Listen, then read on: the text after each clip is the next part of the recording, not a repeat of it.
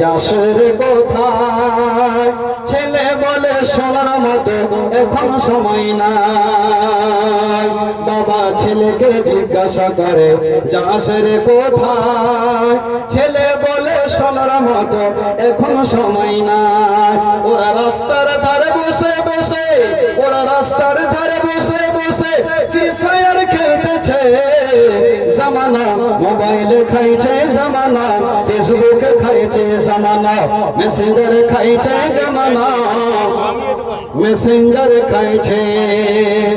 যুবক যুবতীরা যখন ফেসবুকে ঢোকে, বিবাহিতা নারী যখন ফেসবুকে ঢোকে, আরে হ্যান্ডসাম ছেলে দেখলে পারে প্রেমে পড়ে। আরে স্বামী বাচ্চা থুয়ে, আরে স্বামী বাচ্চা রেখে আবার নতুন প্রেমিক চাইতেছে। জামানা মোবাইলে খাইছে জামানা, ফেসবুকে খাইছে জামানা, মেসেঞ্জারে খাইছে জামানা, মোবাইলে খাইছে। আরে অল্প বছরের ছেলে মেয়ে প্রেমে জড়াইছে জামানা, মোবাইলে খাইছে জামানা, ফেসবুকে খাইছে জামানা, মেসেঞ্জারে খাইছে জামানা, ইউটিউবে খাইছে। মাশাআল্লাহ, জাযাকাল্লাহ, হায়াকাল্লাহ, বারাকাল্লাহ। রাব্বুল আলামিন আরেকজন মানুষ তোমার কিছু টাকা দান করেছেন আল্লাহ, এই দানগুলোকে তুমি সাদরে গ্রহণ করে নাও আল্লাহ। রাব্বুল আলামিন মনের কামনা বাসনা পূর্ণ করে দাও, আমিন, আল্লাহুম্মা আমিন। আচ্ছা আলহামদুলিল্লাহ, আচ্ছা আচ্ছা আলহামদুলিল্লাহ। মুবারক সাহেব 5000 টাকা দান করেছেন মসজিদের জন্য, আলহামদুলিল্লাহ। ওনার আব্বা ফরজান আলী সাহেব দুনিয়া ছেড়ে চলে গেছেন, আল্লাহ ওনাকে যেন জান্নাতবাসী করেন। মা অসুস্থ রয়েছেন, আল্লাহ তাকে যেন সুস্থতা দান করেন।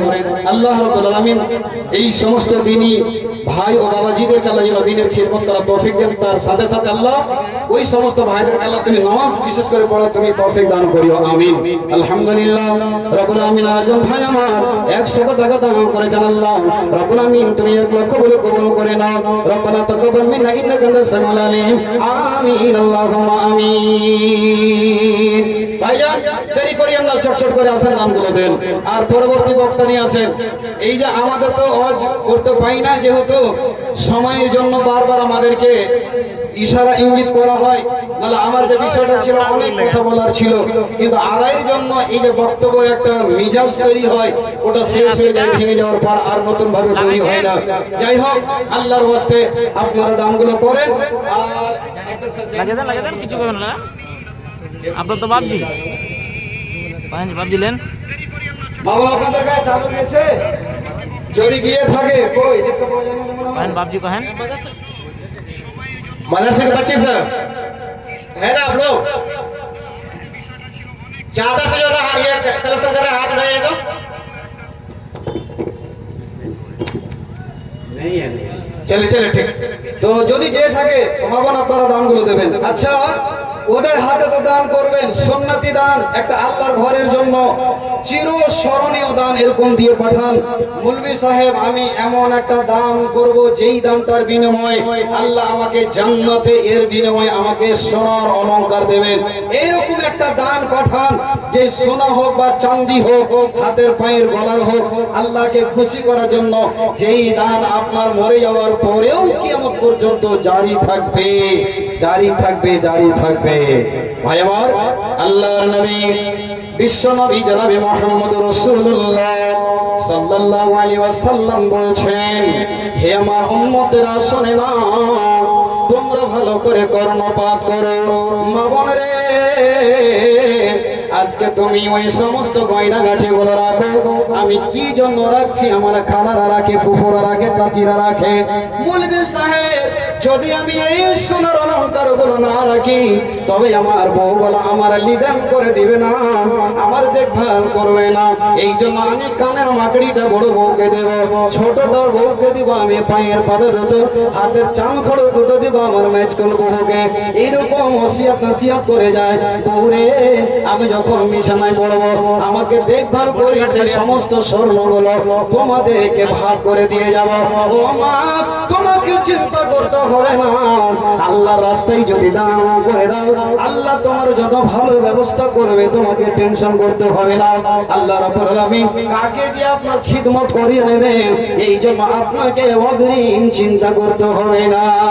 এই জন্য বাবা আপনাদেরকে বলে, যেই যা পারবেন মৌলভী সাহেব, আমি নাকের একটা লাকমাছি দান করে দেব, কানের একটা ইয়ারিং গুলো খুলে দান করবো আল্লাহর ঘরে।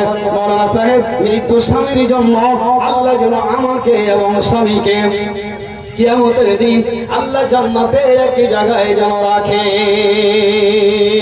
একটা কথা শুনে নেন মা বোন, মা বাবা পৃথিবীতে যত আত্মীয়তা রয়েছে সব আলাদা আলাদা থাকবে জান্নাতে।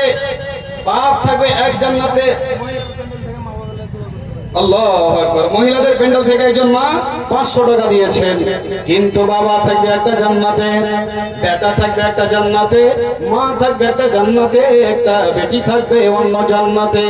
কিন্তু আল্লাহ তাবারক ওয়া তাআলা স্বামী স্ত্রীর মহব্বত ভালোবাসাকে এমন আল্লাহ কায়েম করে রেখেছেন। আল্লাহ তাবারক ওয়া তাআলা বলেন, হে সারা পৃথিবীর নারীর দল, আমি যে কত মহব্বত ভালোবাসা তোমাদের ভিতরে দিয়েছি। বন্ধু আমার, ভাই আমার, হে আমার মা শুনলেন কোরআনের কত পাওয়ার। মাত্র 3 খানা আয়াত পড়ে যখন ইমাম সাহেব বিয়ে পড়িয়ে দেন, তখন ওই স্বামীর উপরে এত দয়া এত মায়া, তবে কোরআনের পাওয়ারে জমায়ে মহব্বতটা হয়ে যায়। মারে আল্লাহ তাবারক ওয়া তাআলা বলেন, কিয়ামতের দিন বাপ থাকবে একটা জান্নাতে, বেটা থাকবে একটা জান্নাতে, সাক্ষাৎ হবে না। কিন্তু আল্লাহ তাবারক ওয়া তাআলা বলেন যে আমি জান্নাতের ভিতরে নারী এবং পুরুষ স্বামী স্ত্রী দুইজনকে একটা জান্নাতের ভিতরে রাখবো। একবার বলুন আলহামদুলিল্লাহ। তবে এই মহব্বত মা আমার, আপনার যদি স্বামী কবরে চলে গেছে, এই দুনিয়া ছেড়ে পরকাল গমন করেছেন, মা ওই স্বামীকে ভালোবেসে একটা নাকের কানের হাতের পায়ের গুলো খুলে দেন তো দেখি। মাওলানা আমার স্বামী পৃথিবী ছেড়ে চলে গেছে, জান্নাতে যেন আবার আমাদের দুইজনকে একই জায়গায় করে দেয়। এই আশা, এই কামনা বাসনা